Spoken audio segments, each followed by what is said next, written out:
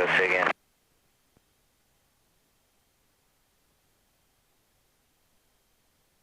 Tomahawk 9 Sierra Bravo, contact Oakland Center 123.8. Good day. Contacting Oakland Center, 9 Sierra Bravo, thank you. 23.8. Just wait a couple seconds. Frequency sounds clear, and you're going to say Oakland Center, Tomahawk 559er Sierra Bravo, 3,800, climbing 4,500. Oakland Center, Tomahawk 559er Sierra Bravo at 3,800, climbing to 4,500. Joe's like, Number 559er Sierra Bravo, Oakland Center, Fresno altimeter 299.4. 904. 904, 9 Sierra Bravo, thank you. 904. You know why they do that? Keep us accurate on altitude. Yeah, to keep us accurate on altitude. Why specifically? Because if we wanted to be accurate on altitude, we could just tune the ATIS over there, right? And then set it, right? We could handle it. We want to be accurate to their altitude. Exactly. So a lot of guys don't get that. So what he basically just told you is he said, your sector, so whatever this area he is working on here, everyone in his airspace is on a 904. I see. That's important. Because we could have 100 feet opposite of... Yeah, you run into it, I mean, more specifically, I mean, like, I hate to throw it out there, but it's a great application of everything. Like, you start going like 200, 300 miles in 30 minutes, you'll go like, hop over the Rockies. Like when you go from like Salt Lake to Denver, you know, that's only like 40 minutes in a jet. But you'll jump almost 100 feet. Right. You know, and if you're out of the flight levels, below 18,000, it could jump, you know, the other day I had to jump from 3010 to 3000 and 100 miles. Gotcha. So the controller didn't care though, even though the altimeter at my destination was 3000, because of his area, he was averaging 3010. So his scope, he had set to 3010. This transponder sends our altitude at 29902. And then so it's connected to this? Yes. Not GPS or anything? Yes, and his computer corrects for 902. Leave the throttle up. Leave it? Yes, leave it up. And then, yeah, just once you get, you know, 10% of your ground speed up, this guy's acting up. I think we got our drifting gyro. Yeah, we have replace that. It acts up very spontaneously, though. Oh, today's a perfect day to act up. See that some covers. You should be looking outside. You'll survive. Yeah, I think we'll be able to keep the wings level. It's random, though. You'll notice. Like, we'll land, and then it'll stop doing it again. I don't really understand. It's time for a new one, though. All right, we're at top of climb now, right? We are. So what's your new point? I'll start a new timer for you. Raisin City. So a little bit behind, right? We're about a minute and a half behind. Okay. So that's okay. All right, start trimming, kind of get her level at 45. Just take your time. Leave that throttle, because we want the plane to accelerate, right? As long as you're not going over red line, we're in good shape. We want to get there. Yeah, we're fine. But the big important thing is this high up, right? And this high density altitude, you're not putting out as much power. So like, you're not going to red line because you can't, unless you're in a descent. Just because the engine doesn't have enough power. So I know it feels weird compared to a car, but it's kind of like a boat. You can run it wide open. It's not going to damage anything. Just don't do it like down low or go over speed.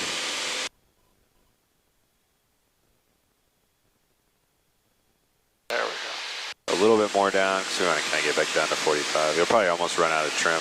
I'll slide up a little bit, put the CG a little bit forward for you.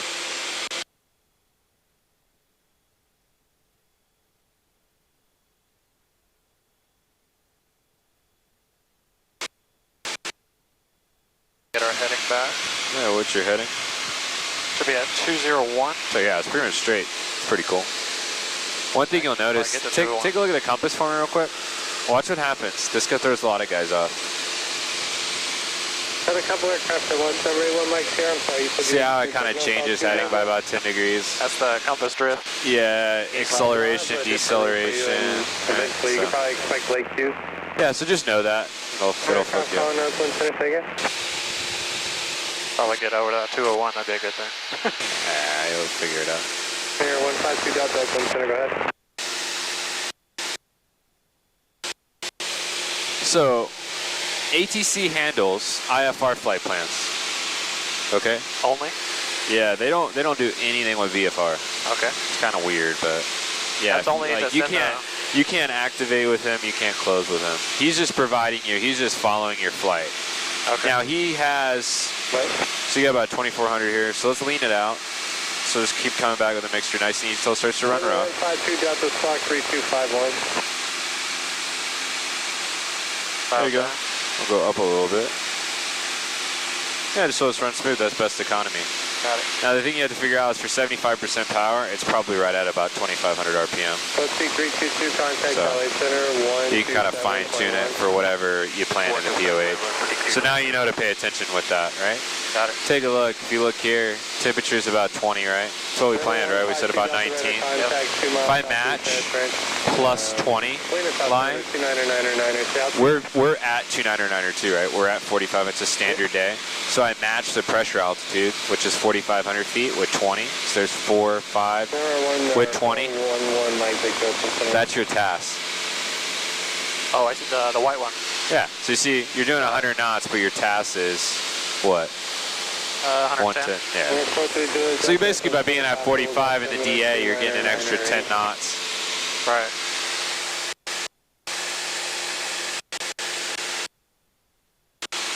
So always, this is where people get confused, right? They get too focused on trying to fly headings that they forget that they can use their fucking eyes, right? That's kind of what you're falling into right now. So look off your left. What's that? That is Lemoore. That's Lemoore, yeah. Yeah, so we just picked something out there, maybe that peak in front of us. Yeah, well, remember, look, well, one of the points is a beam Lemoore Naval Air Station, right? We probably should have looked at the map. Well, it says right there. Raisin City. But what I'm saying is, yeah, you Oh, use... it is labeled North City. So what time were you supposed to be at beam Lemoore? 8.8. Okay. So, I mean, I don't know.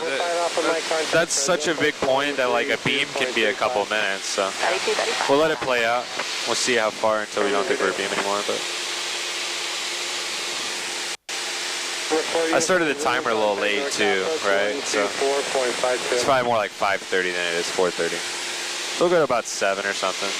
And so you normally can just write down, like, ATE is actual time of arrival.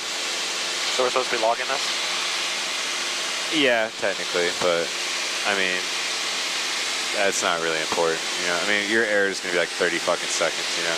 So are we logging this so that if we're, I don't know, night or marginal visibility? What I'll show you, grab, hand me the pin real quick. I'm going to show you something. Usually, like, your error usually will be averaged. So, like, let's see, like, when we get to Lemoore, I'll write down what your actual time en route was. And I guarantee you it's probably, it'll average out, you know? The other thing here, too, that a lot of people mess up is, like, which box is for which. Yeah. So, like, this is your first leg, this is your second leg, right? So we're on the second leg. So sometimes guys will get lost because they'll read the next one. So these V's help me make sure I don't, like, fuck up. That makes sense. But so we'll see. So it looks like, look, I'd say we're beam it, right? Yeah, a little more. So about 6 minutes, right? Because I started a little late. So this one, the actual time en route, 6 minutes, okay? Runway 30, transition. This guy's for San Francisco. All right, there's 6 minutes. So the next one is Kalinga Airport. And that should be 12 minutes.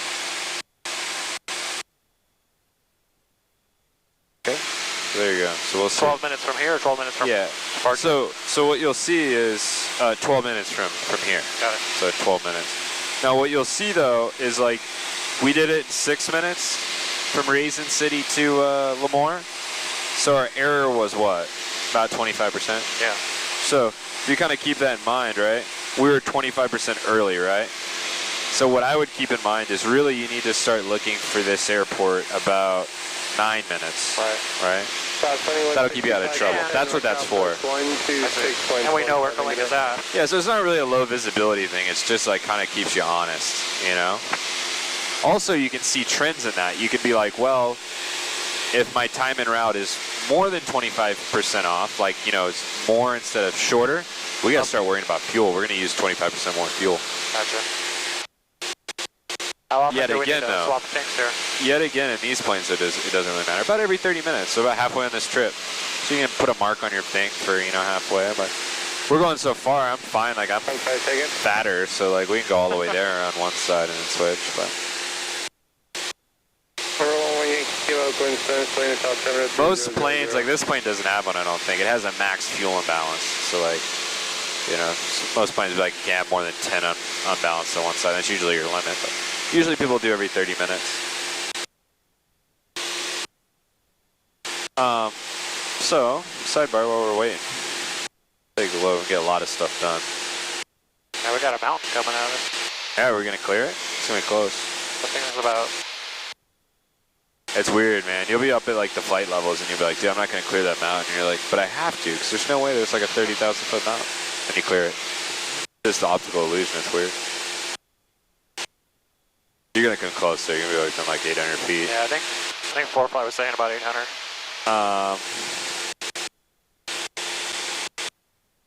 So we're on our way and on Oakland Center. So your flight plan, right? We filed it? Yes. How can we activate it, right? You say your phone doesn't work. We can communicate on the VOR. Okay, you can communicate on the VOR. So we look around for the nearest VOR, which looks like it's Panoche, right? 4.5 minutes for lower. Is that going to work for you? So how are we going to get in touch with flight service? We will talk with them on 112.6, and there's not a separate there is a separate receive frequency of 122. So you ever done this? I have not. Let's try it out. So set it up. 374 Golf Oakland Center. Alright, so we're going to keep this with Oakland. I'll use COM1. So what you can do, so you don't fuck it up, the safest thing to do, especially like if you're not in busy airspace. 4 Golf, Roger. Yeah, center 559 Sierra Bravo. Yeah, we'll be off frequency for about 3 minutes. Number 9 Sierra Bravo, Roger. And are you on 128.7? Negative, we're 238 right now. 9 Sierra Bravo, change to my frequency, 128.7, then frequency change approved. All right, 28.7, we'll check in with you and then call you back. All right, 9 Sierra Bravo's up 27. All right. 9 Sierra Bravo, Roger.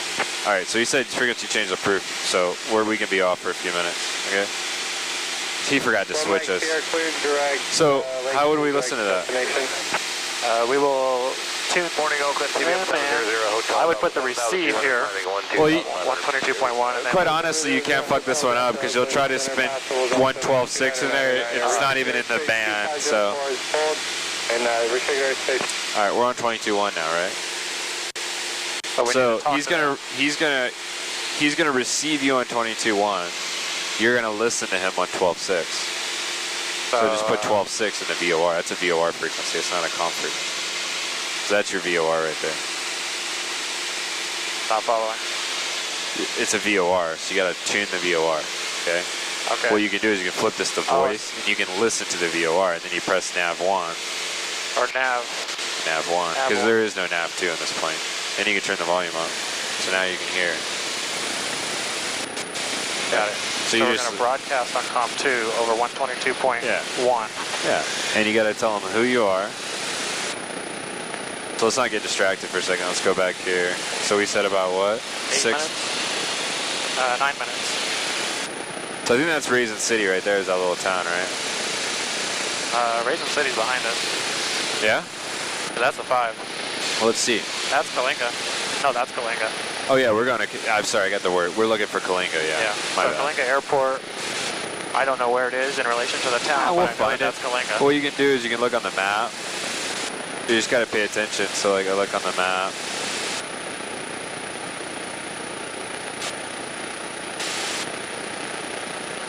We'll go here,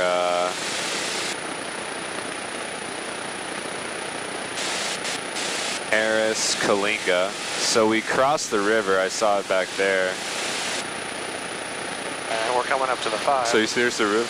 Look at your back left shoulder. Rivers are really easy to see. Yep. And the roads, right? See the road? Yep, I-5. Okay. So let's. Kalinga will be basically straight in front of us. So yeah, I think we're on course, right? I think we're okay. Maybe about 2-3 minutes. All right, let's quickly call this guy. So what you refer to him as is, if you look on the VOR, it'll tell you what radio station it is. Panoche. No, Rancho Murrieta Radio. Okay. So it'd be Rancho Murrieta Radio, Tomahawk 559er Sierra Bravo. Try that, and he'll respond. Rancho Murrieta Radio, Tomahawk 559er Sierra Bravo. Listening on the Panoche VOR. 559er listening on the Panoche VOR. Because he's got to know which one to transmit back to you on.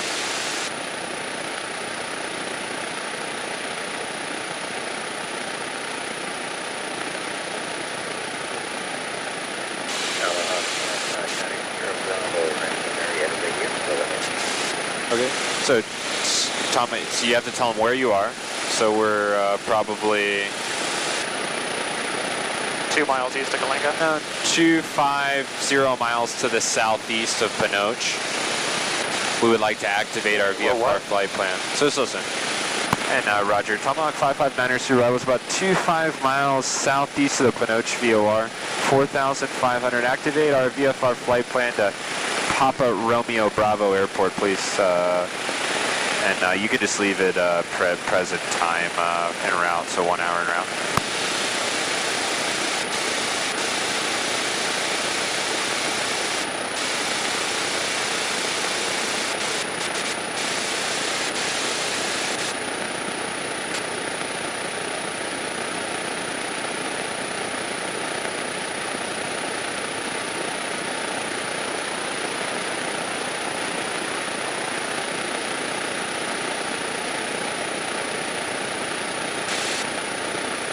Did you copy for 559er Sierra Bravo?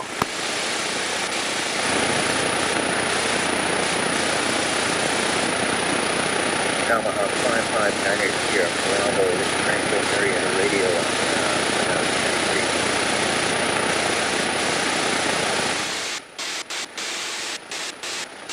So, there you go, whatever. Hey, this signal is really bad today for some reason. I don't think we're up high enough. Alright, just tell the center controller you're back with him. Is Oakland, right? Yeah, Oakland Center Scouts 559, or Tomahawk 5. 5299, contact Fresno approach 119.6. Alright, good. Oakland, Tomahawk 559er Sierra Bravo back with you.